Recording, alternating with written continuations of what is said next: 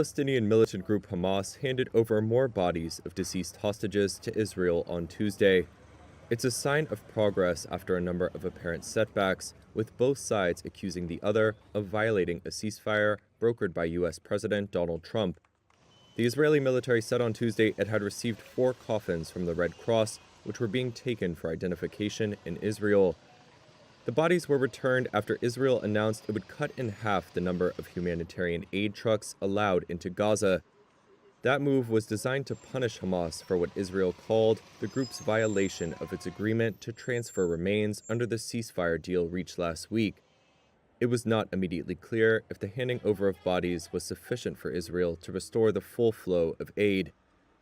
The return of 28 dead hostages has remained one of the final details to be worked out in the deal to end more than 2 years of conflict.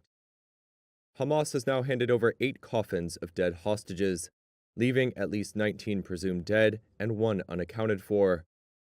The outlook for Trump's peace plan darkened further on Tuesday when the president threatened Hamas with military strikes unless the militant group disarmed. And if they don't disarm, we will disarm them. And it'll happen quickly and perhaps violently. Hamas has so far rejected demands it lay down its arms, and Trump has previously given his blessing to Hamas to reassert some control over Gaza, at least temporarily.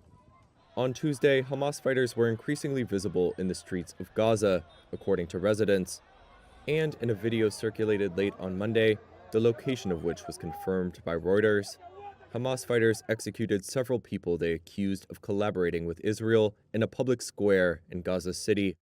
Hamas sources told Reuters on Tuesday the group would tolerate no more violations of order in Gaza and would target collaborators, armed looters, and drug dealers. Meanwhile, Gaza health authorities said Israel killed 6 Palestinians in drone strikes in 2 locations in Gaza.